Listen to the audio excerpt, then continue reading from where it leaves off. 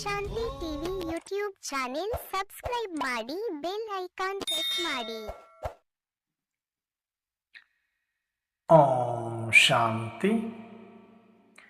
ನಾವೆಲ್ಲ ಆತ್ಮರು ಭ್ರೂ ಮಧ್ಯದಲ್ಲಿ ಸ್ಮೃತಿ ಸ್ವರೂಪರಾಗುತ್ತಾ ನಾವೆಲ್ಲ ಆತ್ಮರ ತಂದೆ ಪರಂಪಿತ ಶಿವ ತಂದೆಯನ್ನ ಪರಮಧಾಮದಲ್ಲಿ ಸ್ಮೃತಿ ಮಾಡಿಕೊಂಡು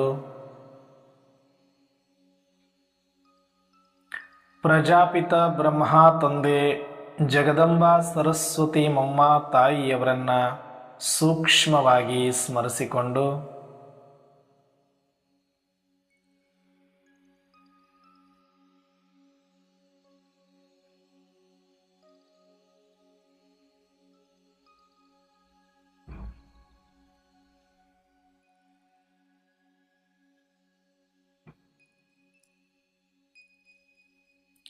ಯಜ್ಞದ ಎಲ್ಲ ಆದಿರತ್ನರನ್ನ, ನಿಮಿತ್ತ ಶಿಕ್ಷಕಿ ಅಕ್ಕಂದಿರನ್ನ,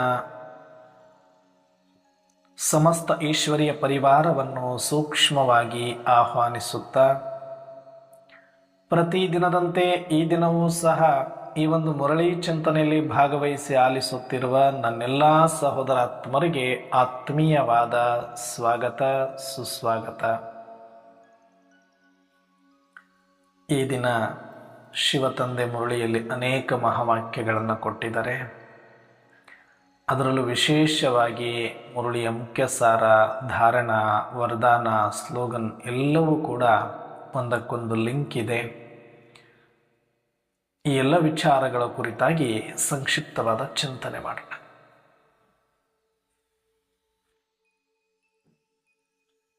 ಇವತ್ತು ಆ ಒಂದೇ ವಿಚಾರ ನನ್ನ ತಲೆಯೊಳಗಡೆ ಓಡ್ತಾ ಇದೆ.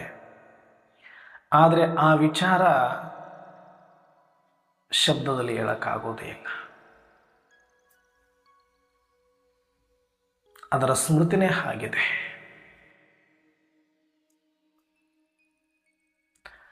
ಅದರ ಸ್ಮೃತಿ ಬಂದ ತಕ್ಷಣನೇ ಬಹಳ ಪೀಸ್ಫುಲ್ ಅನುಭವ ಆಗತ್ತೆ, ಬಹಳ ಸೈಲೆನ್ಸ್ ಅನುಭವ ಆಗತ್ತೆ. ಅದರ ಬಗ್ಗೆ ಕ್ಲಾಸ್ ಮಾಡಬೇಕು ಅಂದರೆ ತುಂಬ ಕಷ್ಟದ ವಿಚಾರ. ಸೈಲೆನ್ಸ್ ಅನ್ನ ಶಬ್ದದಲ್ಲಿ ಹೇಳೋದು ಹೇಗೆ? ಇವತ್ತು ಮಾತಾಡಿದರೆ ಶಿವಬಾಬಾ ಡೆಡ್ ಸೈಲೆನ್ಸ್. ನನಗೆ ತುಂಬ ಇಷ್ಟವಾದ ವಿಚಾರ ಇದು. ಯಾಕಂದರೆ ನಾನು ಯಾವಾಗಲೂ ಕೂಡ ಈ ಒಂದು ಸ್ಥಿತಿಯನ್ನೇ ಅನುಭವ ಮಾಡ್ತಾ ಇರ್ತೀನಿ ಮತ್ತು ಇದರಲ್ಲೇ ಇರಬೇಕು ಅಂತ ನನಗೆ ಆಸೆನೂ ಕೂಡ. ಜಗತ್ತಿನಲ್ಲಿ ಸಾಧನೆ ಮಾಡಿ ಏನು ಪಡೀತಾರೆ, ಏನು ಪಡೆದು ಬಿಟ್ಟಿದ್ದಾರೆ ಸಾಧಕರು ಅಂತಾರೆ. ನನಗೆ ಗೊತ್ತಿದ್ದಂಗೆ ಜಗತ್ತಲ್ಲಿ ಏನೇನೋ ಮಾಡಿರುವಂಥ ಸಾಧಕರು ಇದ್ದಾರೆ, ಸಾಧನೆ ಮಾಡಿದ್ದೀವಿ ಅಂತ ಹೇಳ್ತಾರೆ. ಏನೆಲ್ಲ ಸಾಧನೆ ಮಾಡಿರುವಂಥ ಸಾಧಕರಿದ್ದರೂ ಕೂಡ ಆದರೆ ನಿಜವಾದ ಸಾಧಕರು ಯಾರು, ಅರ್ಥಪೂರ್ಣ ಸಾಧನೆ ಯಾವುದು ಅಂದರೆ ಯಾರ ಸಾಧನೆಯಿಂದ ಅಂತಿಮವಾಗಿ ಅತಿಯಾದ ಸೈಲೆನ್ಸನ್ನು ಅನುಭವ ಮಾಡ್ತಾರೆ, ಆ ಸ್ವೀಟ್ ಸೈಲೆನ್ಸನ್ನು ಅನುಭವ ಮಾಡ್ತಾರೆ, ಆ ಡೆಡ್ ಸೈಲೆನ್ಸನ್ನು ಅನುಭವ ಮಾಡ್ತಾರೆ, ಅದೇ ಎಲ್ಲ ಸಾಧನೆಯ ಒಟ್ಟಾರೆ ಗುರಿ. ಒಂದು ವೇಳೆ ಅದೊಂದು ಅನುಭವ ಆಗೋದ ಹೊರತು ಬೇಕಾದಷ್ಟು ನೀನು ಸಂಪಾದನೆ ಮಾಡಿದರೂ ಕೂಡ ಜಗತ್ತಿನ ಕಣ್ಣಿಯಲ್ಲಿ ನೀನೊಬ್ಬ ಸಾಧಕ ಅಂತ ಅವ್ರು ಗುರುತಿಸಿದಿರ್ಬೋದು. ಆದರೆ ಅದು ಯಾವುದು ಸಾಧನೆ ಅಲ್ಲ.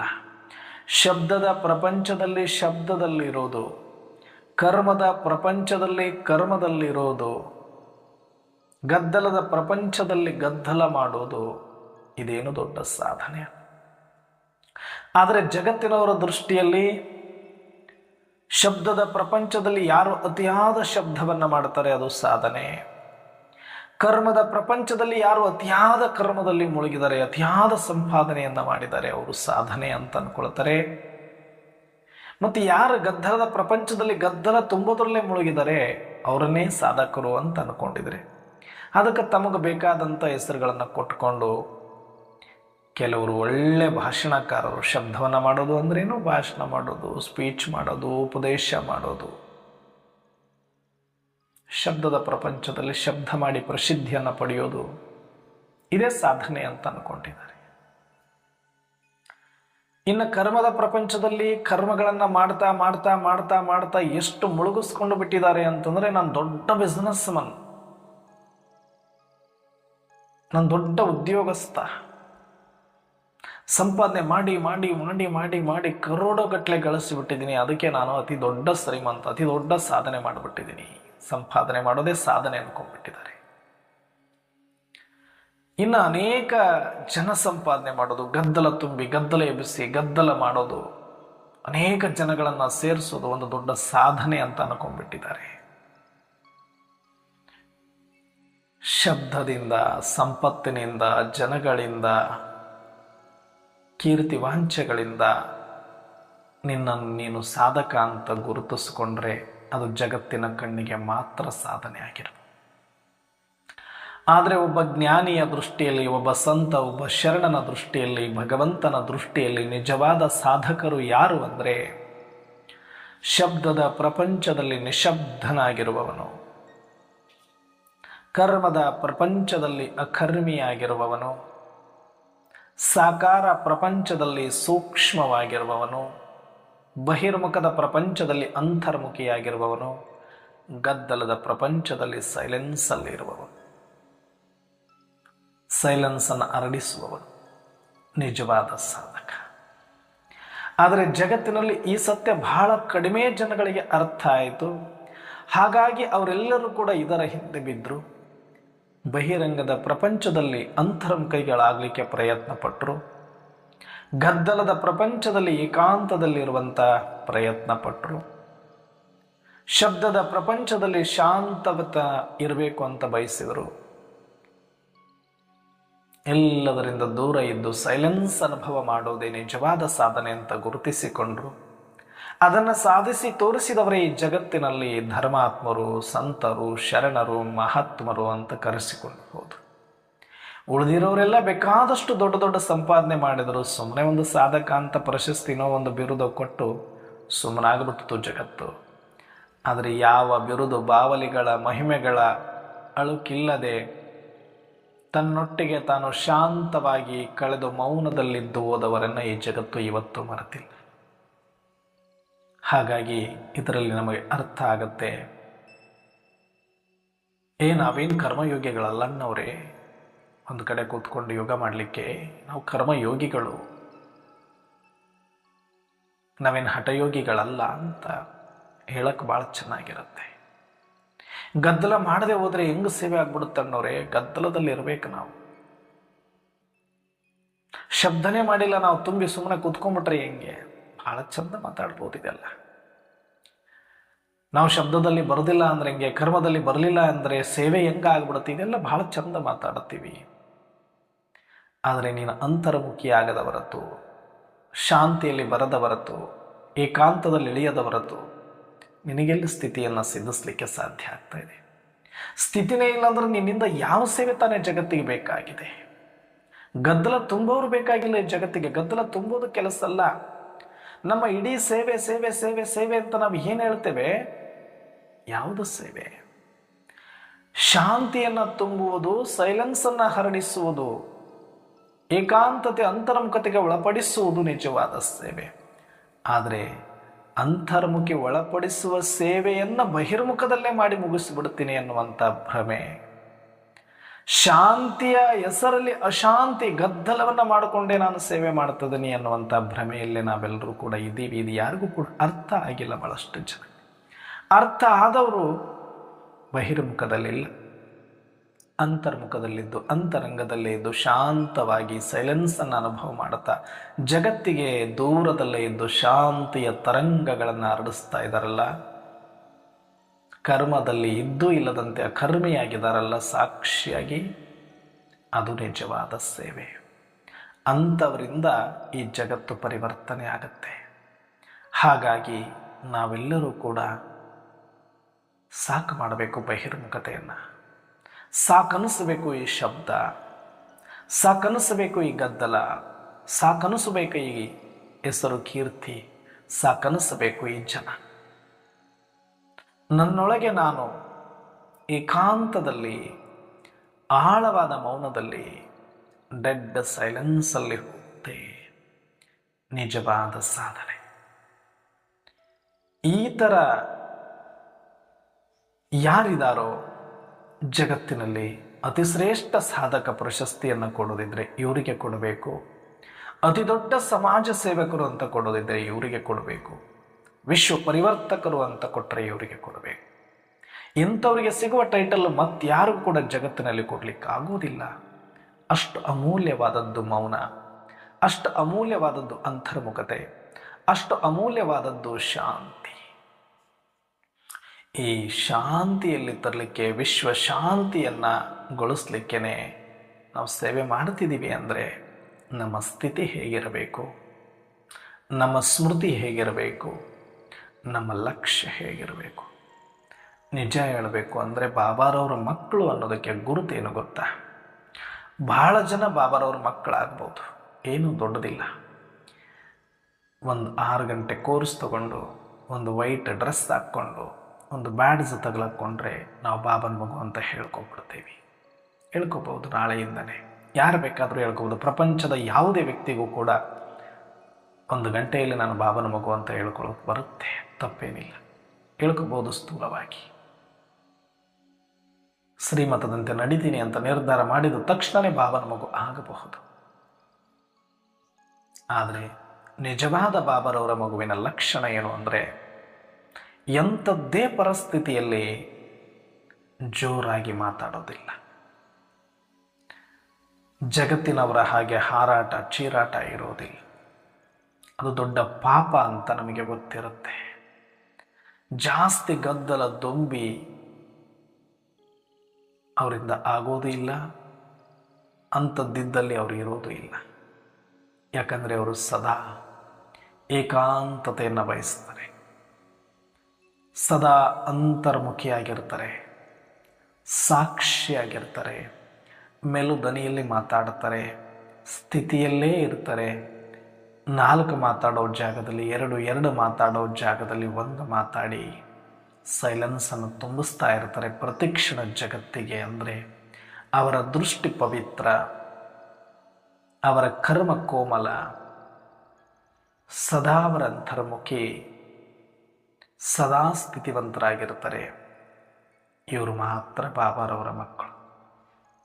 ಉಳಿದಿರೋರೆಲ್ಲ ಬಾಬಾರವ್ರ ಮಕ್ಕಳಾಗೋದಕ್ಕೆ ಪ್ರಾಕ್ಟೀಸ್ ಮಾಡ್ತಾ ಇರೋ. ಯಾಕಂದರೆ ಹೇಳ್ಕೊಂಡು ಮಾತ್ರಕ್ಕೆ ಡಾಕ್ಟ್ರ್ ಅಂತ ಮುಂದೆ ಹೆಸರು ಬರ್ಕೊಂಡು ಮಾತ್ರಕ್ಕೆ ಡಾಕ್ಟರ್ ಆಗೋದಿಲ್ಲ. ಸ್ಟೆಥೋಸ್ಕೋಪು ಡ್ರೆಸ್ ಹಾಕ್ಕೊಂಡು ಫೋಟೋ ತೆಗೆಸ್ಕೊಂಡು ಮಾತ್ರಕ್ಕೆ ಡಾಕ್ಟರ್ ಆಗೋದಿಲ್ಲ. ಆಪರೇಷನ್ ಅಥವಾ ಅದರಲ್ಲಿ ಪರಿಣಿತಿ ಪಡಿಬೇಕಾಗತ್ತೆ. ಹಾಗೆ ಇಲ್ಲಿ ಬಾಬಾರವರ ಮಕ್ಕಳಾಗಿದ್ದೀವಿ ಅಂತ ಯಾರು ಬೇಕಾದರೂ ಹೇಳ್ಕೊಳ್ಬೋದು. ಆದರೆ ಅವರ ಲಕ್ಷಣ ಹೀಗಿರಬೇಕು. ನಿಮ್ಮಲ್ಲಿ ಆ ರೀತಿಯಾಗಿ ಗುಣಲಕ್ಷಣಗಳಿದೆ ಅಂದ್ಕೊಳ್ರೆ ನೀವು ಅಂದ್ಕೊಳ್ಳಿ, ನೀವು ಬಾಬನ ಮಗು ಪಕ್ಕ. ಅವ್ರು ನೋಡಿದ್ರೆ ಗೊತ್ತಾಗತ್ತೆ ಇವ್ರ ಪಕ್ಕ ಬಾಬನ ಮಗು. ಅವರ ಕಣ್ಣು, ಅವರ ಮಾತು, ಅವರ ನಡೆ, ಅವರ ನುಡಿ ಅಂತರ್ಮುಖಿಯಾಗಿರುತ್ತೆ. ಯಾರು ಎಷ್ಟೇ ಜೋರಾಗಿ ಅವರನ್ನು ಮಾತಾಡಿಸಿದರೂ ಕೂಡ ಶಾಂತಿಯಲ್ಲೇ ಉತ್ತರ ಕೊಡ್ತಾರೆ. ಗದ್ದಲದ ಪ್ರಪಂಚ ಇದು. ನಾನೊಬ್ಬನ ಗದ್ದಲವನ್ನು ಕಡಿಮೆ ಮಾಡಿದ್ರೆ ಸಾಕು, ಅದಕ್ಕಿಂತ ದೊಡ್ಡ ಸೇವೆ ಜಗತ್ತಿಗೆ ಬೇಕಾಗಿಲ್ಲ. ಅದರ ಸ್ವರೂಪನೇ ಗದ್ದಲ ಅಲ್ವಾ ಅಣ್ಣವ್ರೆ, ಅದಕ್ಕೇನು ನಷ್ಟ ಆಗೋದಿದೆ ಅಂದರೆ ಅದೇ ನಾವು ಸೇವೆ. ಅದು ಗದ್ದಲದಲ್ಲಿ ಇರೋದೇ ಪ್ರಪಂಚ, ಆದ್ರೆ ಅದಕ್ಕೆ ಶಕ್ತಿ ಸಿಗೋದು ಸೈಲೆನ್ಸಿಂದ ಅಂತ ನಮಗೆ ಗೊತ್ತಿಲ್ಲ. ಪಂಚತತ್ವಗಳಿಗೆ ಬೇಕಾಗಿರೋದು ಸೈಲೆನ್ಸ್, ಅದು ಹುಟ್ಟಿರೋದೇ ಸೈಲೆನ್ಸಿಂದ ಅಂತ ಗೊತ್ತಿಲ್ಲ. ಶಬ್ದ ಹುಟ್ಟೋಕೆ ಮುಂಚೆ ಎಲ್ಲಿತ್ತದು? ಸೈಲೆನ್ಸ್ ಅಲ್ಲಿತ್ತು. ನೀರು ಹರಿಯೋದಕ್ಕಿಂತ ಮುಂಚೆ ಎಲ್ಲಿತ್ತದು? ಸೈಲೆನ್ಸ್ ಅಲ್ಲಿತ್ತು. ಗಾಳಿ ಬೀಸೋದಕ್ಕಿಂತ ಮುಂಚೆ ಎಲ್ಲಿತ್ತದು? ಸೈಲೆನ್ಸ್ ಅಲ್ಲಿತ್ತು. ಅಗ್ನಿ ಉರಿಯೋದಕ್ಕಿಂತ ಮುಂಚೆ ಎಲ್ಲಿತ್ತು? ಸೈಲೆನ್ಸ್ ಅಲ್ಲಿತ್ತು. ಆಕಾಶ ಹೇಗಿದೆ? ಸೈಲೆನ್ಸ್ ಆಗಿದೆ. ಎಲ್ಲವೂ ಹುಟ್ಟಿದ್ದು ಮೌನದಿಂದ ಅಂದ ಮೇಲೆ ಅದು ಮತ್ತೆ ಮೌನವನ್ನೇ ಕೇಳ್ತಾ ಇದೆ. ಹೇಗೆ ನಾವು ಆತ್ಮ ಬಂದಿರೋದು ಪರಮಧಾಮದಿಂದ, ಶಾಂತಿಯಿಂದ, ಹಾಗಾಗಿ ನಾವು ಹೇಗೆ ಶಾಂತಿ ಧಾಮವನ್ನು ಅಂಬಲಿಸ್ತಾ ಇದ್ದೀವೋ ಅದೇ ಥರ ಪಂಚತತ್ವಗಳು ಕೂಡ ಹುಟ್ಟಿರೋದು ಸೈಲೆನ್ಸಿಂದ. ಈಗ ಸೈಲೆನ್ಸನ್ನು ಕೇಳ್ತಾ ಇವೆ. ಸೈಲೆನ್ಸೇ ಅದಕ್ಕೆ ಆಕ್ಸಿಜನ್ ಆಗಿದೆ. ಆ ಶಾಂತಿಯನ್ನೇ ಅದಕ್ಕೆ ಕೊಡಬೇಕಾಗಿದೆ.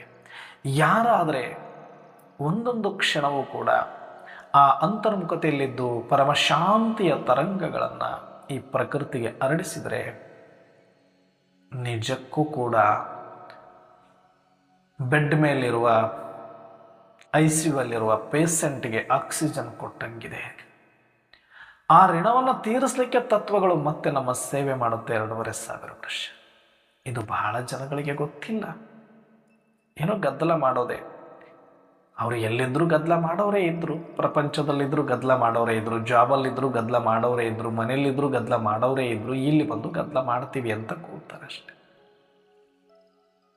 ಏನು ಫರಕ್ಕಾಗಿಲ್ಲ. ಬಾಬನ ಮಕ್ಕಳು ಆಗ್ಬೋದು ನಾವು, ಫರಕ್ಕಾಗಿಲ್ಲ ಅಂದರೆ ಅಲ್ಲೂ ಗದ್ದಲ ಇಲ್ಲೂ ಗದ್ದಲ, ಅಲ್ಲಿಯೂ ಮಾತು ಇಲ್ಲಿಯೂ ಮಾತು, ಅಲ್ಲಿಯೂ ಬಹಿರಂಗ ಇಲ್ಲಿಯೂ ಬಹಿರಂಗ, ಅಲ್ಲಿ ಡ್ಯೂಟಿ ಅಂತ ಮಾಡೋದು, ಇಲ್ಲಿ ಸೇವೆ ಅಂತ ಮಾಡೋದು. ಇದು ಯಾವುದು ಸೇವೆ ಆಗೋದಿಲ್ಲ. ಸೈಲೆನ್ಸ್ಗೋಸ್ಕರ ಪಾಠ ಬೇಕೇ ಹೊರತಾಗಿ ಪಾಠವೇ ಇಲ್ಲಿ ಎಲ್ಲ ಆಗಲ್ಲ. ಪಾಠ ಕೇಳಿದವರೆಲ್ಲ ಸೈಲೆನ್ಸಲ್ಲಿ ಬರ್ತಾ ಬರ್ತಾ ಸೈಲೆನ್ಸಿನ ಶಕ್ತಿ ಜಾಸ್ತಿ ಆಗಬೇಕು, ಶಬ್ದ ಕಡಿಮೆ ಆಗಬೇಕು.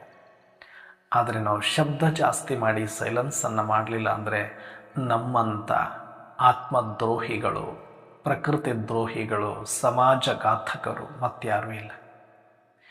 ಇದು ಸೂಕ್ಷ್ಮವಾದಂಥ ವಿಚಾರಗಳಿವೆಲ್ಲನೂ ಕೂಡ. ಇಷ್ಟು ಡೀಪಾಗಿ ಯಾರು ಯೋಚನೆ ಮಾಡಲಿಕ್ಕೆ ಹೋಗ್ತಾರೆ?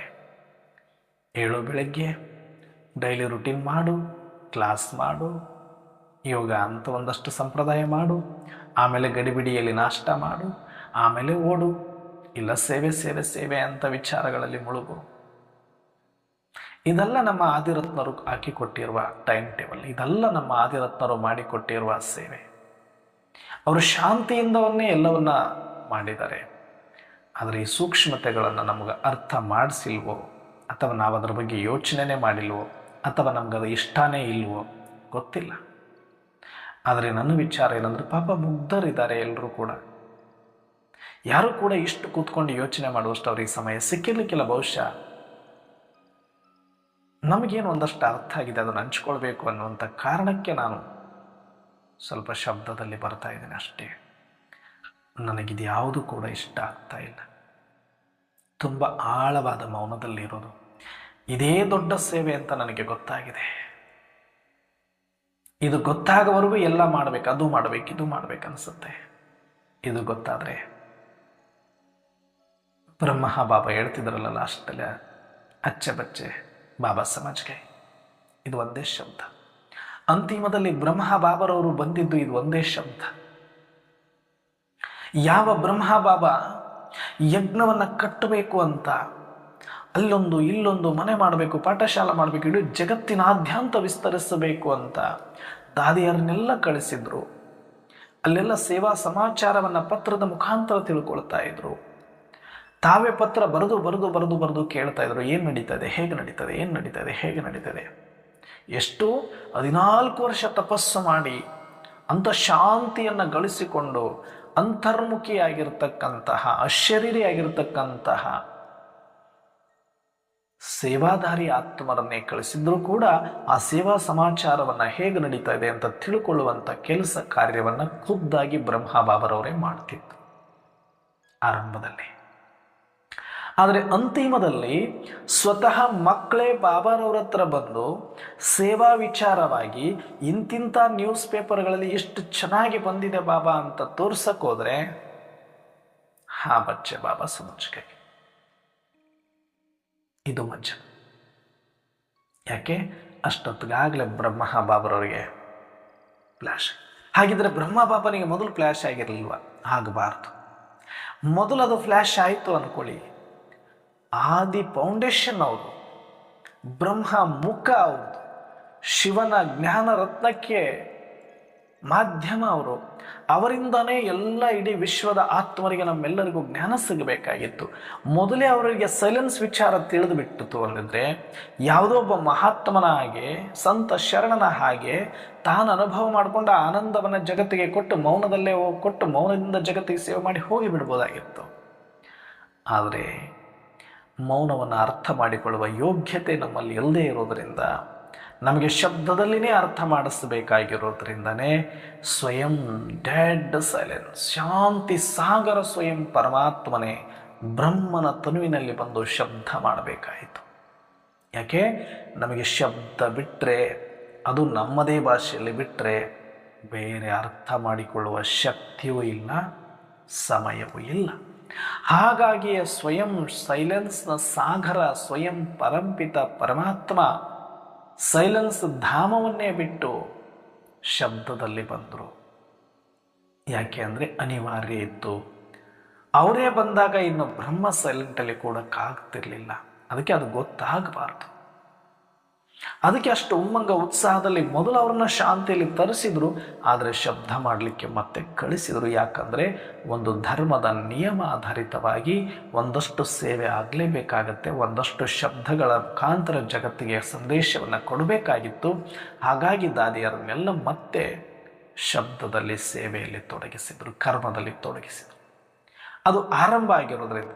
ಆದರೆ ಇವತ್ತು ನಮ್ಮ ಸ್ಟೇಜ್ ಅದಿಲ್ಲ. ನಾವು ಅಂತಿಮದಲ್ಲಿ ಬಂದಿರೋರು, ನಾವು ಮಹಾ ಸೌಭಾಗ್ಯಶಾಲಿಗಳು. ನಮಗೆ ಸೇವೆ ಅನ್ನೋ ಚಾಪ್ಟ್ರೇ ಈಗ ಅವಶ್ಯಕತೆ ಇಲ್ಲ. ಸೇವೆ ಅಂದರೆ ಸ್ಥೂಲವಾಗಿ ಅಲ್ಲ ನಾನು ಹೇಳ್ತಾ ಇರೋದು, ಒಳಗಡೆ ಇರಬೇಕು ನಾವು ಅಷ್ಟೇ. ಈಗ ಅದೇ ದೊಡ್ಡ ಸೇವೆ.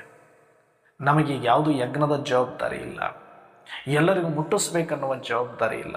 ಅಯ್ಯೋ ಶಿವಬಾಬಾ ಬಂದುಬಿಟ್ಟಿದ್ದಾರೆ ಎಲ್ಲರಿಗೂ ತಿಳಿಸ್ಬೇಕು ಅನ್ನುವಂಥ ಭಾರ ಹೊತ್ಕೊಂಡಿಲ್ಲ. ಎಲ್ಲ ಭಾರವನ್ನು ಬ್ರಹ್ಮ ಮಮ್ಮ ಆದಿರತ್ನರು ಇಲ್ಲಿ ತನಕ ಎಲ್ಲ ಸೀನಿಯರ್ ದಾದಿ ದೀದಿಯರೆಲ್ಲರೂ ಟೀಚರ್ಸ್ಗಳು ತುಂಬ ಚೆನ್ನಾಗಿ ನಿಭಾಯಿಸಿದ್ದಾರೆ.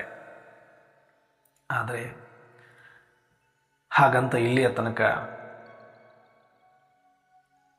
ಸೈಲೆನ್ಸ್ ಅನುಭವ ಗೊತ್ತೇ ಇರಲಿಲ್ಲ ಅಂದ್ರೆ ಬ್ರಹ್ಮ ಬಾಬಾ ಮತ್ತೆ ಒರಿಜಿನಲ್ ಸ್ಥಿತಿಗೆ ಹೋಗ್ಲಿಕ್ಕಾಗ್ತಿರ್ಲಿಲ್ಲ. ಸೇವೆಯಲ್ಲೇ ಇದ್ದು ಸರಿದು ಹೋಗ್ತಿದ್ರು. ಅದಕ್ಕೆ ಅವರ ಜೀವಿತ ಅವಧಿಯಲ್ಲಿ ಅವರ ಸಾಕಾರ ಶರೀರ ಇರುವಾಗಲೇ ಅವರಿಗೆ ಅನುಭವ ಆಯಿತು, ಜಗತ್ತಿಗೆ ನಾನು ಬಂದಿರೋದು ಶಾಂತಿಯನ್ನು ಕೊಡಲಿಕ್ಕೆ, ಸೈಲೆನ್ಸನ್ನು ಕೊಡಲಿಕ್ಕೆ. ಬಲೆ ಶಬ್ದದ ಅವಶ್ಯಕತೆ ಡ್ರಾಮಾ ಅನುಸಾರ ಧರ್ಮದ ಅನುಸಾರ ಇರಬಹುದು ನಿಜ, ಆದರೆ ಅದು ಮುಂದುವರಿತದೆ. ಶಬ್ದ ನಿಂದಿರೋದಿಲ್ಲ, ಹರಿದು ಹೋಗ್ತದೆ. ಆದರೆ ನಾನು ಅದರ ಜೊತೆ ಅರಿಬಾರ್ದು, ನಾನು ನಿಂತುಕೊಳ್ಬೇಕು ಅಂತ ಯಾವಾಗ ಗೊತ್ತಾಯಿತು ಬ್ರಹ್ಮ ಬಾಬರವರಿಗೆ, ಆವಾಗ ಬಚ್ಚೆ ಬಾಬಾ ಸಮಜ್ಗೆ ಅಂತಿದ್ರು.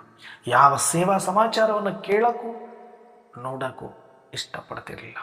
ಒಂದೇ ಇಷ್ಟಪಡ್ತಾ ಇದ್ರು, ಸೈಲೆನ್ಸ್ ಸೈಲೆನ್ಸ್ ಸೈಲೆನ್ಸ್, ಸ್ಥಿತಿ ಸ್ಥಿತಿ ಸ್ಥಿತಿ, ಅಂತರ್ಮುಖಿ ಅಂತರ್ಮುಖಿ ಅಂತರ್ಮುಖಿ. ಹಾಗಂತ ಸೇವೆ ಮಾಡ್ತಿರ್ಲಿಲ್ವ? ಅಂತಿಮ ಕ್ಷಣದವರೆಗೂ ಬಾಬಾ ಮಾಡಿದರೆ. ಯಾವಾಗಲೂ ಇಲ್ಲಿದ್ದುಕೊಂಡು ಅಂತರ್ಮುಖಿಯಾಗಿದ್ದುಕೊಂಡು ಅಲ್ಲಿದ್ದುಕೊಂಡು ಸಾಕ್ಷಿಯಾಗಿ ಸುಮ್ಮನೆ ಒಂದಷ್ಟು ಕಾರೋಬಾರ ಜವಾಬ್ದಾರಿಯನ್ನು ಹೊರಗಡೆ ಇದ್ದೂ ಇಲ್ಲದಂತೆ ನಿಭಾಯಿಸಿ. ಅದು ನಿಜವಾದ ಬಾಬಾರವರ ಮಗುವಿನ ಲಕ್ಷಣ. ನಮ್ಮಲ್ಲೂ ಅದಿದ್ದರೆ ನಮಗೂ ಕೂಡ ಏನು ಬೇಕಾಗಿದೆ, ಈಗ ನಾವು ಶಾಂತಿ ಪ್ರಿಯರಾಗಬೇಕು, ಸೈಲೆನ್ಸ್ ಪ್ರಿಯರಾಗಬೇಕು. ನೀವು ಎಷ್ಟು ಹೊತ್ತು ಸೈಲೆಂಟ್ ಆಗಿರ್ತೀರೋ, ನಿಮ್ಮನ್ನು ಎಷ್ಟು ಹೊತ್ತು ಸೈಲೆನ್ಸ್ ಆಗಿ ಇರಿಸ್ತೀವಿ, ಅಷ್ಟು ಸೇವೆ. ಇದು ಅಷ್ಟು ಸೇವೆ. ಈ ಸತ್ಯ ಅರ್ಥ ಆಗಬೇಕು ನಮಗೆ. ಮಾತಾಡದೇ ಇದ್ರು ಹೌದು, ನೀವು ಮಾತಾಡದೇ ಇರೋದೇ ಸೇವೆ, ಸಂಕಲ್ಪ ಮಾಡದೇ ಇರೋದೇ ಸೇವೆ. ಅದೇ ಯೋಗ, ಅದೇ ಧ್ಯಾನ ಎಲ್ಲರೂ ಮಾಡ್ತಾ ಇರೋದು. ಆದರೆ ಯಾಕೆ ಮಾಡ್ತಿದ್ದೀವಿ ಅಂತ ಗೊತ್ತಿಲ್ಲ, ಧ್ಯಾನ ಮಾಡಬೇಕು ಅಂತ ಗೊತ್ತಿದೆ. ಆದರೆ ಜಗತ್ತಿನ ಸೀಕ್ರೆಟ್ ಏನು ಅಂದರೆ, ಎಷ್ಟು ಸಂಕಲ್ಪಗಳು ಕಡಿಮೆ ಆಗುತ್ತೋ, ಎಷ್ಟು ಶಬ್ದ ಕಡಿಮೆ ಆಗುತ್ತೋ, ಅಷ್ಟು ಆಕ್ಸಿಜನ್ ಸಿಗುತ್ತೆ ಪ್ರಕೃತಿಗೆ, ಅರ್ಥಾತ್ ಶಕ್ತಿ ಸಿಗುತ್ತೆ ಪ್ರಕೃತಿಗೆ. ಅದಕ್ಕಾಗಿಯೇ ಧ್ಯಾನ ಮಂದಿರಗಳು ಹುಟ್ಟುಕೊಂಡಿತ್ತು. ಸಂಕಲ್ಪಗಳ ಘರ್ಷಣೆಯನ್ನು ಕಡಿಮೆ ಮಾಡ್ತಾ ಇದೆ. ಆದರೆ ಇವತ್ತು ಯಾವ ಮಂದಿರಗಳನ್ನು, ಯಾವ ಮಸ್ಜಿದ್ಗಳನ್ನು, ಯಾವ ಚರ್ಚುಗಳನ್ನು, ಯಾವ ಸತ್ಸಂಗಗಳನ್ನು, ಸಂಕಲ್ಪಗಳನ್ನು ಕಡಿಮೆ ಮಾಡಿ ಮನಸ್ಸು ಏಕಾಗ್ರಗೊಳ್ಳೋದಕ್ಕೆ ಧ್ಯಾನ ಅಂತ ಕರೆದು, ಪ್ರಾರ್ಥನಾ ಅಂತ ಕರೆದು ಅಂಥ ಸ್ಥಳಗಳನ್ನು ನಿರ್ಮಾಣ ಮಾಡಿದ್ರು. ಇವತ್ತು ಅಂಥ ಸ್ಥಾನದಲ್ಲಿ ಹೋದಾಗಲೇ ಮತ್ತೊಂದಷ್ಟು ಹೆಚ್ಚು ವಿಪರೀತವಾದಂಥ ಸಂಕಲ್ಪಗಳು ಬರೋ ಥರ ಆಗಿದೆ. ಅಂದರೆ ಅದು ತಮೋ ಪ್ರಧಾನ ಅವಸ್ಥೆಯನ್ನು ತಲುಪಿದೆ, ಅದು ತನ್ನ ಕಾರ್ಯವನ್ನು ಮುಗಿಸಿದೆ, ಅದು ಬಳಸಲು ಯೋಗ್ಯ ಅಲ್ಲ ಅಂತ ಅದರ ಅರ್ಥ. ಹಾಗಾಗಿ ನಾನು ಯಾರು ನಿಮಗೆ ನನಗೆ ಸೇವೆ ಮಾಡಲಿಕ್ಕೆ ಜಾಸ್ತಿ ಸಮಯವೇ ಸಿಗಲಿಲ್ಲ, ನನಗೆ ಸಮಯವೇ ಇಲ್ಲ, ನನಗೆ ಸೇವೆ ಮಾಡೋಕ್ಕೆ ನನಗೇನು ಗೊತ್ತಿಲ್ಲ, ನನ್ನ ತನು ಸರಿಯಾಗಿಲ್ಲ, ಮನ ಏಕಾಗ್ರ ಆಗಿಲ್ಲ, ಧನ ಮೊದಲೇ ಇಲ್ಲ, ನನಗೆ ಸೇವೆ ಮಾಡೋಕ್ಕೆ ಯಾವ ಸ್ಕಿಲ್ಲು ಇಲ್ಲ ಅಂತ ಯಾರೆಲ್ಲ ನೀವು ಮುಗ್ಧ ಆತ್ಮರು ಬೇಜಾರು ಮಾಡಿಕೊಂಡಿದ್ರಿ, ಅಯ್ಯೋ ನಮಗೆ ಭಾಗ್ಯ ಸಿಗಲಿಲ್ವಲ್ಲ ಅಂತ ಬಾಬನ ಹತ್ರ ಹೇಳ್ಕೊಳ್ತಾ ಇದ್ರಿ, ನಿಮಗೆಲ್ಲರಿಗೂ ಮಸ್ತ್ ಸುವರ್ಣಾವಕಾಶ ತುಂಬ ತೆರೆದಿದೆ ಬಾಗಿಲು. ಎಷ್ಟು ಬೇಕಾದರೂ ಸೇವೆ ಮಾಡ್ಬೋದು. ಗದ್ದಲ ಮಾಡುವವರಿಗಿಂತ ಸೈಲೆನ್ಸಲ್ಲಿರುವವರೇ ಸೇವೆಯನ್ನು ಮಾಡುತ್ತಾರೆ. ಬಹಿರ್ಮುಖದಲ್ಲಿರುವವರಿಗಿಂತ ಅಂತರ್ಮುಖಿಯಲ್ಲಿರುವವರು, ಸಾಕಾರದಲ್ಲಿರುವವರಿಗಿಂತ ಸೂಕ್ಷ್ಮದಲ್ಲಿರುವ ಸೇವೆ. ಹಾಗಾಗಿ ಇವಾಗ ನಿಮಗೆ ಬಾಬರವರು ಒಂದು ಫುಲ್ ಆಫರ್ ಮತ್ತು ಸಮಯವನ್ನು ಕೊಟ್ಟಿದ್ದಾರೆ, ಮಾಡಿ ತೋರಿಸಿ. ಶಬ್ದದಲ್ಲಿ ಬರೋದು, ಕೋರ್ಸ್ ಕೊಡೋದು, ಕ್ಲಾಸ್ ಮಾಡೋದಲ್ಲ ಸೇವೆ. ನೀನು ಎಲ್ಲೇ ಇರು, ಜಾಬ್ ಮಾಡ್ತಾ ಇರು, ಉದ್ಯೋಗದಲ್ಲಿರು, ವ್ಯಾಪಾರದಲ್ಲಿರು, ಆದರೆ ಎಷ್ಟು ಸೈಲೆನ್ಸಲ್ಲಿದ್ದು ಮಾಡ್ತೀಯ ಅದು ಸೇವೆ. ನೀವು ಸೈಲೆನ್ಸಲ್ಲಿದ್ದುಕೊಂಡು ಡ್ಯೂಟಿ ಮಾಡಿದ್ರು ಅದು ಸೇವೆ. ನಾನು ಗದ್ದಲದಲ್ಲಿದ್ದುಕೊಂಡು ಕೋರ್ಸ್ ಕೊಡೋದು, ಕ್ಲಾಸ್ ಮಾಡೋದು ಮಾಡಿದ್ರೆ ಅದು ಸೇವೆ ಅಲ್ಲ. ಗದ್ದಲ ಸೇವೆ ಅಲ್ಲ, ಸೈಲೆನ್ಸ್ ಸೇವೆ. ಎಷ್ಟು ಡೀಪ್ ಆಗಿದೆ ನೋಡಿ. ಇಷ್ಟು ಆಳವಾಗಿ ಯೋಚನೆ ಮಾಡಬೇಕು. ಯಾವುದು ಸೇವೆ ಅಂತಲೇ ನಮಗೆ ಅರ್ಥ ಆಗಲಿಲ್ಲ ಇಷ್ಟು ವರ್ಷಗಳ ಕಾಲ ಬಂದರು. ಆದರೆ ಕೆಲವರು ಸ್ವಭಾವತಃ ಶಾಂತಿಯಲ್ಲಿ, ಅಂತರ್ಮುಖತೆಯಲ್ಲಿ ಇದ್ದರು. ನಿಜಕ್ಕೂ ನೀವು ಲಕ್ಕಿ ಸೋಲ್ಸ್. ನೀವು ಇದೇ ರೀತಿ ಇದೀರಿ ಅಂದರೆ ಅಂದ್ಕೊಳ್ಳಿ, ಒಂದ್ಸಲಿ ಬೆನ್ನು ತಟ್ಕೊಳ್ಳಿ, ವಾ ಬಾಬಾ ವಾಹ್, ವಾರೇ ಮೈ ವಾಹ್. ಯಾಕೆ? ಕೆಲವರು ಆತ್ಮರನ್ನು ನಾನು ನೋಡಿದ್ದೀನಿ, ಮಾತೆಯರು ಕೂಡ ಬಾಬನ ಮೇಲೆ ಭಾವನೆಯಿಂದ ಹೃದಯ ತುಂಬಿ ಅವರು ಬಾಬನ ಜೊತೆನೇ ಮಾತಾಡ್ತಾ ಇರೋದ್ರಿಂದ, ಬಾಬನ ಕನೆಕ್ಷನ್ನಲ್ಲೇ ಇರೋದ್ರಿಂದ, ಹೊರಗಡೆ ಯಾರಾದರೂ ಅಕ್ಕವ್ರೆ ಅಣ್ಣವ್ರೆ ಅಂತ ಮಾತಾಡಿಸಿದ್ರ ಮಾತು ಕಡಿಮೆ, ಸನ್ನೆ ಮುಖಾಂತರ ಮಾತಾಡಿ ಸೈಲೆನ್ಸಲ್ಲೇ ಇರೋರನ್ನು ನೋಡಿದ್ದೀನಿ ನಾನು. ತುಂಬ ಲಕ್ಕಿ ನೀವು. ತಿಳ್ಕೊಳ್ಳಿ, ನಿಮ್ಮಂಥ ಸೇವಾದಾರಿ ಮತ್ತಾರು ಜಗತ್ತಿನಲ್ಲಿಲ್ಲ. ನೀವು ಲಕ್ಕಿ. ನಿಮ್ಮ ಲೆವೆಲ್ಲೇ ಬೇರೆ ಇದೆ. ನಿಮಗೆ ಮೌನ ಮಾಡೋಕ್ಕೆ ಬಂತು, ನಿಮಗೆ ಸನ್ನೆ ಮುಖಾಂತರ ಮಾತಾಡೋಕ್ಕೆ ಬಂತು, ಅಂತರ್ಮುಖದಲ್ಲಿ ಇರೋಕ್ಕೆ ಬಂತು, ಶಾಂತಿ ಇಷ್ಟ ಆಯಿತು, ಶಬ್ದ ಇಷ್ಟ ಆಗಲಿಲ್ಲ ಅಂದರೆ ತಿಳ್ಕೊಳ್ಳಿ, ನಿಮ್ಮ ಲೆವೆಲ್ ತುಂಬ ಮೇಲೆ ಇದೆ, ನಿಮ್ಮ ಸ್ಥಿತಿ ತುಂಬ ದೊಡ್ಡದಿದೆ, ನಿಮ್ಮ ಪೊಸಿಷನ್ನು ಕೂಡ ತುಂಬ ದೊಡ್ಡದಾಗಿದೆ ಅಂತ ತಿಳ್ಕೊಳ್ಳಿ. ಎಲ್ಲರೂ ಮಾಡ್ದಂಗೆ ಸೇವೆ ಮಾಡಬೇಕು ಅಂತ ಯೋಚನೆ ಮಾಡ್ತಾ ಇದ್ದರೆ ಅದನ್ನು ಬಿಟ್ಟುಬಿಡಿ. ಎಲ್ಲರೂ ಇಷ್ಟೆಲ್ಲ ಮಾಡಿದರೆ ಅದಕ್ಕೆ ಅವರು ದೊಡ್ಡವರು ಅಂತ ಅನ್ನೋದನ್ನು ತಲೆಯಿಂದ ತೆಗೆದುಹಾಕಿ. ಅಷ್ಟೆಲ್ಲ ಮಾಡೋದಲ್ಲ ಸೇವೆ, ಇಷ್ಟೇ ಮಾಡೋದು ಸೇವೆ ಅಂತ ತಿಳ್ಕೊಳ್ಳಿ. ಅಷ್ಟರಲ್ಲೇ ಇರೋಕ್ಕೆ ಪ್ರಾಮಾಣಿಕ ಪ್ರಯತ್ನ ಮಾಡಿ. ಆದರೆ ನೀವು ಮನಸ್ಸು ಮಾಡಿದ್ರೆ, ನೀವು ಸ್ವತಂತ್ರರಿದ್ದರೆ, ನೀವು ಮನೆಯಲ್ಲಿರ್ಬೋದು, ಆಫೀಸಲ್ಲಿರ್ಬೋದು, ಈ ಕ್ಷಣಕ್ಕೆ ನೀವು ಶಾಂತವಾಗಿ ಇರೋಕ್ಕೆ ಬರುತ್ತೆ. ಆದರೆ ಯಾರನ್ನು ಇಲ್ಲಿ ತನಕ ಭಾರಿ ಭಾರಿ ಭಾರಿ ಅವ್ರದ್ದು ಎಷ್ಟು ಭಾಗ್ಯ ಅಂದ್ಕೊಂಡ್ರಿ, ಅವ್ರು ಯಾರೂ ಕೂಡ ಅವ್ರು ಅಂದ್ಕೊಂಡಂಗೆ ಸೈಲೆನ್ಸಲ್ಲಿ ಇರಬೇಕು ಅಂದರೂ ಕೂಡ ಸೇವೆ ಅವರಿಗೆ ಕಟ್ಟಿ ಹಾಕಿದೆ. ಅದಕ್ಕೆ ಸ್ವಲ್ಪ ಪ್ರಯತ್ನ ಜಾಸ್ತಿ ಮಾಡಬೇಕಾಗತ್ತೆ ಅವರು. ಆದರೆ ನಿಮಗೆ ಅನಾಯಾಸವಾಗಿ ಅವಕಾಶ ಸಿಕ್ಕಿದೆ. ಅದನ್ನು ಅನುಭವ ಮಾಡಿ, ಎಂಜಾಯ್ ಮಾಡಿ, ಸೈಲೆನ್ಸಲ್ಲಿರಿ. ಅದಕ್ಕೆ ಬಾಬಾ ಇವತ್ತು ಡೆಡ್ ಸೈಲೆನ್ಸ್ ಅಂದರೆ ಸತ್ಯ ಇರೋರ ಹತ್ರ ಎಷ್ಟು ಶಾಂತಿ ಮತ್ತು ಮೌನ ಆವರಿಸಿರುತ್ತೆ. ಸಂಕಲ್ಪಗಳ ಘರ್ಷಣೆ ನಿಂತು ಹೋಗಿರುತ್ತೆ. ಅದಕ್ಕೆ ಯಾರಾದರೂ ಶರೀರ ಬಿಟ್ಟಲ್ಲಿ ಒಂದು ಮೌನ ಆವರಿಸಿರುತ್ತೆ. ಕಾರಣ ಅದರ ವೈಬ್ರೇಷನ್ಸ್. ಅಂದರೆ ಅಲ್ಲಿ ಒಂದು ಆತ್ಮ ಈ ಜಗತ್ತಿನ ಸಂಕಲ್ಪಗಳಿಂದ ಕಡಿಮೆ ಆಗಿದೆ.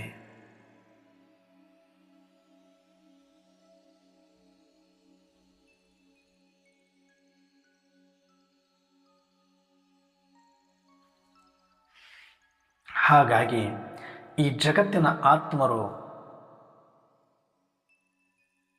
ಎಷ್ಟೆಲ್ಲ ಸಂಕಲ್ಪ ಶಬ್ದದಲ್ಲಿ ಬರುತ್ತಿದ್ದಾರೆ, ಆದರೆ ಆ ಒಂದು ಆತ್ಮನ ಸಂಕಲ್ಪದ ಘರ್ಷಣೆ ಕಡಿಮೆಯಾಗಿರುವ ಕಾರಣ, ಒಂದು ಆತ್ಮದ ಸಂಕಲ್ಪ ಶಬ್ದ ಕಡಿಮೆ ಆಗಿದ್ದರೆ ಅಷ್ಟು ಮೌನ ಆವರಿಸ್ತಾ ಇದೆ. ಅಂದರೆ ನಾವೆಲ್ಲ ಬಾಬರವರ ಮಕ್ಕಳು ಚೈತನ್ಯವಾಗಿ ಇನ್ನು ಶರೀರದಲ್ಲಿರುವಾಗಲೇ ನಾವು ಆ ಸ್ಥಿತಿಯನ್ನು ಅನುಭವ ಮಾಡಿದರೆ ಜಗತ್ತಿನಲ್ಲಿ ಎಷ್ಟು ಮೌನ, ಎಷ್ಟು ಶಾಂತಿ ತುಂಬುತ್ತೆ. ಅದು ನಿಜವಾದ ಸೇವೆ. ಈ ಥರ ಆದರೆ ವಿಶ್ವದಲ್ಲಿ ಶಾಂತಿ ತುಂಬುತ್ತೆ ಬಿಟ್ಟರೆ ಬೇರೆ ಏನು ಮಾಡಿದರೂ ಕೂಡ ತುಂಬುವುದಲ್ಲ ಇದು. ಇದು ಶಾಂತಿ ಅಂದರೆ ಶಾಂತಿಯಿಂದಲೇ ತುಂಬಿಸಬೇಕದನ್ನು, ಶಬ್ದದಿಂದ ಅಲ್ಲ. ಈ ಸತ್ಯ ಅರ್ಥ ಮಾಡಿಕೊಳ್ಳಿ. ನಾವು ಈ ಕ್ಷಣದಿಂದಲೇ ಜಗತ್ತಿನ ಪಾಲಿಗೆ ಸತ್ತಿದ್ದೇವೆ. ಜಗತ್ತಿನ ದೃಷ್ಟಿಯಲ್ಲಿ ನಾವು ಬದುಕಿದ್ದೇವೆ. ನನ್ನ ಸ್ಮೃತಿಯಲ್ಲಿ ನಾನು ಸತ್ತಾಗಿದೆ. ಸತ್ತ ಮೇಲೆ ನನಗೆ ಯಾರದ್ದು ಕೂಡ ಸಂಬಂಧಗಳದ್ದು, ಸಂಪತ್ತಿನದ್ದು ವ್ಯಾಮೋಹ ಆಗಲಿ, ಆಕರ್ಷಣೆ ಆಗಲಿ, ಲೆಕ್ಕಾಚಾರವಾಗಲಿ ಇರೋದಿಲ್ಲ. ಹಾಗೆ ನೀವು ಬಾಬರವರ ಮಗುವಾದ ಮೇಲೆ ತಿಳ್ಕೊಳ್ಳಿ, ನನಗೆ ಯಾವ ಲೆಕ್ಕಾಚಾರಗಳು ಇಲ್ಲ, ನನ್ನ ಸಂಕಲ್ಪವೂ ಮಾಡುವುದಿಲ್ಲ. ಅದು ಏನು ವ್ಯವಹಾರ ಪಾತ್ರಾನುಸಾರ ನಡಿಬೇಕು, ಕೊಡೋದಿದ್ರೆ ಕೊಡೋದು, ತಗೊಳ್ಳೋದಿದ್ರೆ ತಗೊಳ್ಳೋದು, ದುಡಿಯೋದಿದ್ರೆ ದುಡಿಯೋದು, ಅದು ನಡೆಯುತ್ತೆ. ಆದರೆ ಜಗತ್ತಿನ ಕಣ್ಣಿಗೆ ಪಾಲಿಗೆ ನಾನು ಬದುಕಿದ್ದೇನೆ, ಪಾತ್ರ ನಡೀತಾ ಇದೆ. ಆದರೆ ನಾನು ಫುಲ್ ಸ್ಟಾಪ್ ಹಾಕಿ ಆಯಿತು. ನಾನೀಗ ಐ ಆಮ್ ಡೆಡ್, ನಾನು ಸತ್ತಿದ್ದೇನೆ. ಒಂದು ಕ್ಷಣ ನೀವು ಸತ್ತಿದ್ರಿ ಅಂತಲೇ ಅನ್ಕೊಳ್ಳಿ, ತಪ್ಪೇನಿದೆ. ಒಂದು ಕ್ಷಣ ಅನ್ಕೊಂಡು ನೋಡಿ, ಬದುಕಿರುವಾಗ ಅದು ಒಂದು, ಯಾಕಂದರೆ ಸಾವು ಅನ್ನೋದನ್ನು ಎಂಜಾಯ್ ಮಾಡೋಕ್ಕಾಗೋದಿಲ್ಲ. ಸಾವು ಎಷ್ಟು ಸುಖ ಕೊಡುತ್ತೆ ಅಂತ ಗೊತ್ತಿರೋದಿಲ್ಲ. ಆ ಶಾಂತಿ, ಆ ಸ್ಟ್ರೆಸ್ ಫ್ರೀ ಹಿಂಗಷ್ಟು ಚೆನ್ನಾಗಿರುತ್ತೆ ಅಂತ ಅನುಭವ ಮಾಡೋಕ್ಕೆ ಸಾವಿನಲ್ಲಿ ಗೊತ್ತಾಗೋದಿಲ್ಲ. ಇವಾಗಲೇ ಅನ್ಕೊಳ್ಳಿ, ಏನಾಗೋದಿದೆ, ಏನು ಸತ್ತು ಬಿಡ್ತೀರಿ ಏನು ಅಂದ್ಕೊಂಡ್ರೆ. ನಾವು ಬಟ್ಟೆ ಇಟ್ಕೊಂಡಾಗ ಬೆಂಗಳೂರಲ್ಲಿ MS ಪಾಳ್ಯದಲ್ಲಿ ಒಂದು ಸಲ ಮಂಜಕ್ಕ ಅವರು ಕೂಡ ಬಂದಿದ್ರು. ಆ ಟೈಮಲ್ಲಿ ಅವರೇ ಮಾಡಿಸಿದ್ರು.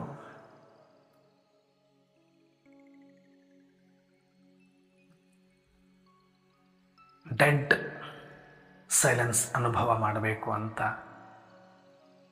ಅಶರೀರಿ ಯೋಗ ಅಂತ. ಕೆಳಗಡೆ ಎಲ್ಲರನ್ನೂ ಕೂಡ ಒಂದು ಕ್ಷಣಕ್ಕೆ ವೈಟ್ ಬಟ್ಟೆ ಹಾಸಿ ಮಲಗಿಸಿ, ಶವದ ಹಾಗೆ ಅವರಿಗೆ ಅಲಂಕಾರ ಮಾಡಿ, ಅವರ ಮೇಲೆ ಬಿಳಿ ವಸ್ತ್ರವನ್ನು ಒದಿಸಿ, ಅವರ ಮೇಲೆ ಒಳ್ಳೆ ಸುಗಂಧ ಭರಿತ ಒಂದು ಹಾರವನ್ನು ಹಾಕಿ, ಅವರ ತಲೆ ಹತ್ರ ಒಬ್ಬೊಬ್ಬರಿಗೆ ಒಂದೊಂದಷ್ಟು ಊದುಬತ್ತಿಗಳನ್ನು ಹಚ್ಚಿ, ಹೇಗೆ ಶವಕ್ಕೆ ಸಂಸ್ಕಾರ ಮಾಡಲಾಗುತ್ತೆ ಹಾಗೆ ಮಾಡಿ, ಆ ಕ್ಷಣಕ್ಕೆ ನೀವು ಸತ್ತಿದ್ದೀವಿ ಅಂತ ಅನ್ಕೊಳ್ಳಿ ಅಂತ ಆ ಥರ ಯೋಗ ಮಾಡಿಸಿದ್ವಿ. 1 ನಿಮಿಷ 2 ನಿಮಿಷ ಅಲ್ಲ, 5 ನಿಮಿಷ 10 ನಿಮಿಷ ಅಲ್ಲ, ಬರೋಬ್ಬರಿ 1.5 ಗಂಟೆ. ಒಂದು ಚೂರು ಕೈ ಕಾಲು ಆಡಿಸುವಂಗಿಲ್ಲ, ನೊಣ ಬಂದರೂ ಕೂಡ ಒಡ್ಕೊಳ್ಳುವಂಗಿಲ್ಲ. ನಿಮ್ಮ ಸ್ಥಿತಿ ಎಷ್ಟು ಗಟ್ಟಿ ಇದೆ ಅಂತ ಅಂದ್ಕೊಳ್ಳೋದಕ್ಕೆ ಅದನ್ನು ಮಾಡಿ ಅಂತ ಮಾಡಿಸಿದ್ದೀವಿ. ದೊಡ್ಡ ಹಾಲಲ್ಲಿ ಸುಮಾರು ಒಂದು 55-60 ಜನ. ಆ ಥರ ದೃಶ್ಯ ಸುಮ್ಮನೆ ಕಣ್ಣು ಮುಂದೆ ತಗೊಳ್ಳಿ. ಅದಾದ ಮೇಲೆ ಎಂಥ ಒಂದು ಪರಿಣಾಮ ಬೀರ್ತು ಅಂದರೆ, ತುಂಬ ಅನುಭವ ಮಾಡಿದ್ದಾರೆ ಆ ಟೈಮಲ್ಲಿ. ಅದರಿಂದ ಹೊರಗಡೆ ಬರೋಕ್ಕೆ ಅವ್ರಿಗೆ ಇಷ್ಟನೇ ಆಗಲಿಲ್ಲ. ಆಮೇಲೆ ಹೊರಗಡೆ ಕರೆಸ್ಬೇಕಾಯ್ತು. ನೀವು ನಂಬುತ್ತೀರೋ ಇಲ್ಲ, ಇದನ್ನೊಂದು ಕಡೆ ಬೇರೆ ಕಡೆ ಪ್ರಯೋಗ ಮಾಡಿದಾಗ ಒಂದು ಆತ್ಮ ಶರೀರ ಕೂಡ ಬಿಟ್ಟಿತು ಅಂತ ಹೇಳಿದರು.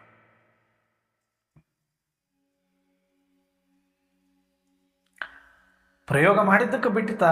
ಇಲ್ಲ, ಸಮಯ ಮುಗಿದಿತ್ತು, ಬಿಟ್ಟಿತ್ತು.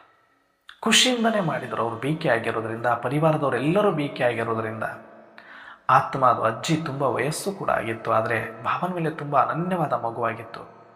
ಯೋಗದಲ್ಲಿ ಶರೀರ ಬಿಟ್ಟಿತು ಅಂತ. ಇದು ಸುಮ್ಮನೆ ಹೇಳ್ತಾ ಇಲ್ಲ, ಎಕ್ಸಾಂಪಲ್, ಇದು ಸತ್ಯ. ಆದರೆ ಅವರೆಲ್ಲರೂ ಪಾಸಿಟಿವ್ ಆಗಿ ತಗೊಂಡ್ರು ಅದನ್ನು. ಎಂಥ ಅದೃಷ್ಟ ಇರಬೇಕು. ಯಾವತ್ತೋ ಒಂದು ದಿನ ಹೋಗಬೇಕು, ಆದರೆ ಇಚ್ಛಾಮರಣಿಯಾಗಿ ಬಿಟ್ಟುಬಿಡುತ್ತಲ್ಲ ಅಜ್ಜಿ ಅಂತ. ನೀವೇನು ಹಂಗೆ ಆಗೋದಿಲ್ಲ, ಹೆದರ್ಕೊಳ್ಬೇಡಿ, ನನಗೆ ಗ್ಯಾರಂಟಿ ಇದೆ. ಯಾಕಂದ್ರೆ ಅಷ್ಟು ನಂಬಿಕೆ ನಿಮಗಿಲ್ಲ ಬಿಡಿ. ಯಾಕಂದರೆ ಅಜ್ಜಿ ನಂಬಿತು ನಾನು ಸತ್ತಿದ್ದೀನಿ ಅಂತ. ಏನು ಅಂದ್ಕೊಂಡಿತು ಅದೇ ಮಾಡ್ತದ ಅಜ್ಜಿ. ಆದರೆ ನೀವು ಇನ್ನೂ 10 ವರ್ಷ ಇದೆ ಸಾಯಕ್ಕೆ ಅಂದ್ಕೊಂಡ್ರೆ ಸಾಯ್ತೀನಿ ಅಂತ ಅಂದ್ಕೊಳ್ಳೋದಿಲ್ಲ. ಇವತ್ತೇ ಸಾಯ್ತೀನಿ ಅಂತ ನೀವ್ಯಾವಾಗ ಅಂದ್ಕೊಳ್ಬೇಕು. ಸುಮ್ಮನೆ ಹಂಗೆ ಅಂದ್ಕೊಂಡು 1 ಗಂಟೆ ಮಲಗಿದರೆ ಇಡೀ ಪ್ರಪಂಚನೇ ಮುಳುಗೋಗ್ಬಿಟ್ಟಿದೆ ಅನ್ನೋ ಥರ ಮಾಡ್ತೀರಿ ನೀವು. 10 ನಿಮಿಷ ಮಲ್ಕೊಂಡು ನೋಡಿ, ಗೊತ್ತಾಗತ್ತೆ ಅದು. ಅಂದರೆ ಯಾವುದಕ್ಕೆಲ್ಲ ಬಡದಾಡ್ತಾ ಇದ್ದೀನಿ, ಎಷ್ಟೆಲ್ಲ ಆಲೋಚನೆ ಮಾಡ್ತಾ ಇದ್ದೀನಿ, ಎಷ್ಟೆಲ್ಲ ರಾಗ ದ್ವೇಷದಲ್ಲಿದ್ದೀನಿ. ಈ ಕ್ಷಣಕ್ಕೆ ನಾನು ಹೋದರೆ ಇವತ್ತಂತೂ ಏನು ಅವು ಸಹಜ ಆಗೋಗ್ಬಿಟ್ಟಿದೆ, ಈಸಿ ಆಗೋಗ್ಬಿಟ್ಟಿದೆ. ಅದು ಹಾರ್ಟ್ ಅಟ್ಯಾಕ್ ಅನ್ನೋ ಒಂದು ಶಬ್ದ ಬಳಸಿಬಿಟ್ರೆ ಸಾಕು, ಯಾರೂ ಏನು ಪ್ರಶ್ನೆನೇ ಮಾಡೋದಿಲ್ಲ. ಒಂದು ಕ್ಷಣದಲ್ಲಿ ಹೋಗ್ಬೋದು. ಮತ್ತು ನಾನು ಯಾರಿಗಾಗಿ ಎಷ್ಟೆಲ್ಲ ಯೋಚನೆ ಮಾಡ್ತಾ ಇದ್ದೀನಿ, ಎಷ್ಟು ಒತ್ತಡದಲ್ಲಿ ಬರ್ತಾ ಇದ್ದೀನಿ. ಅದು ಏನಾದರೂ ಕೊಡೋದು ತಗೊಳ್ಳೋದಿರಲಿ, ಏನಾದರೂ ಪಾತ್ರ ಇದ್ದುಕೊಳ್ಳಿ, ನಾನು ಸತ್ತರೆ ಎಲ್ಲವೂ ಸತ್ತೋಗುತ್ತೆ. ನಾನಿದ್ರೆ ತಾನೇ ಎಲ್ಲನೂ. ಅಂದರೆ ಆ ಕ್ಷಣಕ್ಕೆ ನಾನು ಸತ್ತಿದ್ದೀನಿ ಅಂತ ಅಂದ್ಕೊಂಡ್ರೆ ಎಲ್ಲವೂ ಇಲ್ಲ. ಒಂದು ಕ್ಷಣ ಸೈಲೆನ್ಸ್.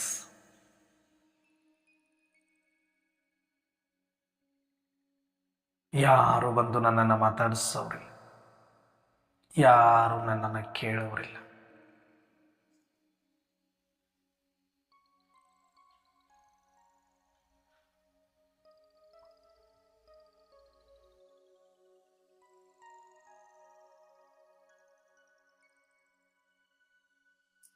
ಏನು ಸುಖ ಇದೆ ಗೊತ್ತಾ ಇದರಲ್ಲಿ? ನೀವೇನು ಸಾಯೋದಿಲ್ಲ. ಒಂದು ಸಲ ಅಂದ್ಕೊಂಡು ಪ್ರಯೋಗ ಮಾಡಿ. ಅಟ್ಲೀಸ್ಟ್ ನಿಮ್ಮ ಒತ್ತಡ ಕಡಿಮೆ ಆಗಬಹುದು,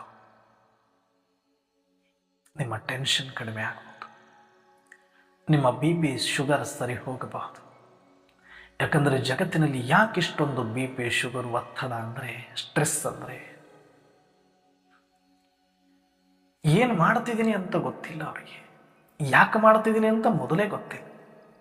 ಸುಮ್ಮನೆ ಎಲ್ಲರೂ ಮಾಡ್ತಿದ್ದಾರೆ ಅಲ್ಲ ಅಂತ ಎಲ್ಲರೂ ಮಾಡ್ತಾ ಇದ್ದಾರೆ. ಕೆಲಸ ಕಾರ್ಯಗಳು, ಆಲೋಚನೆಗಳು ಕೂಡ ಎಲ್ಲರೂ ಮಾಡ್ತಾರೆ ಅಂತ ಮಾಡ್ತಿದ್ದಾರೆ.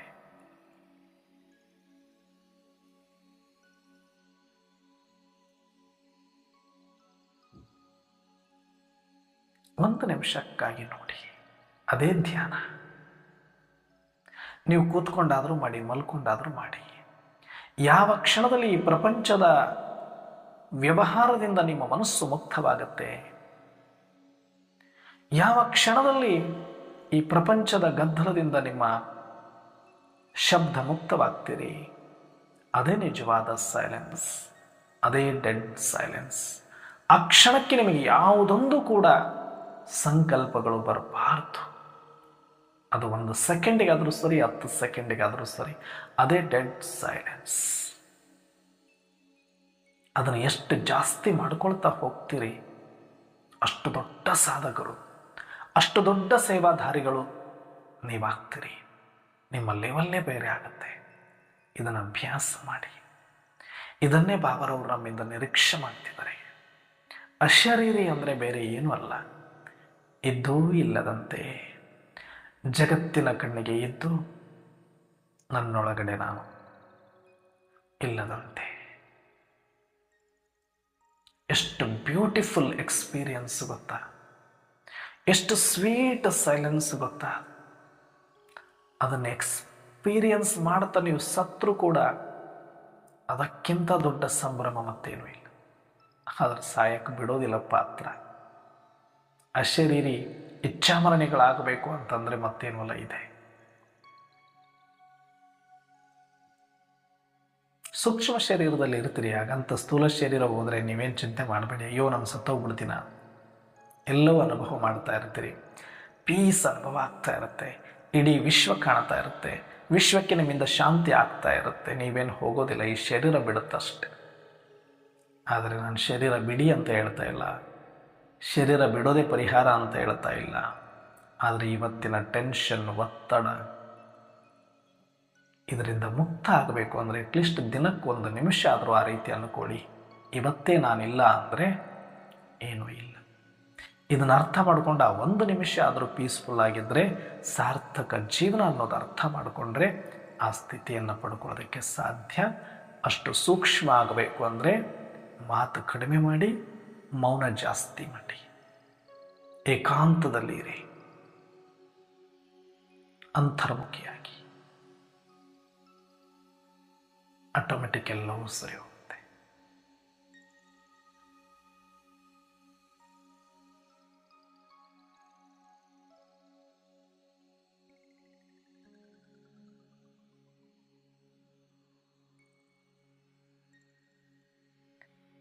ಓಂ ಶಾಂತಿ.